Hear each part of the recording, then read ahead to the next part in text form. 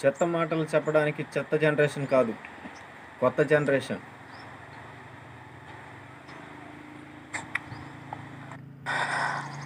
మార్పు అనేది సమాజంలోని అందరిలో ఒక్కసారిగా రావాలి. ఒక ఆవిడ చీర కట్టుకుంటే ఆ చీరను తీసేసి డ్రెస్ వేసుకోమని చెప్పగలమా? అదేవిధంగా ఒక ఆవిడ డ్రెస్ వేసుకుంటే డ్రెస్ తీసేసి చీరను కట్టుకోమని ఎలా చెప్పగలం? ఇది చాలా అసహ్యంగా ఉంటుంది. ప్రపంచం డెవలప్ చెందుతుంది, భారతదేశం కూడా డెవలప్ చెందాలి.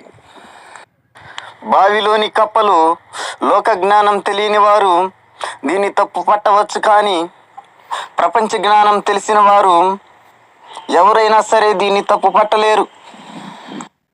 భారతదేశం డెమోక్రటిక్ దేశం. ఇక్కడ స్వేచ్ఛగా బ్రతికే హక్కు ఉంటుంది. ఇండియా విభిన్న కల్చర్స్తో స్ట్రాంగ్గా ఉన్న ఒక వ్యవస్థ. జై హింద్.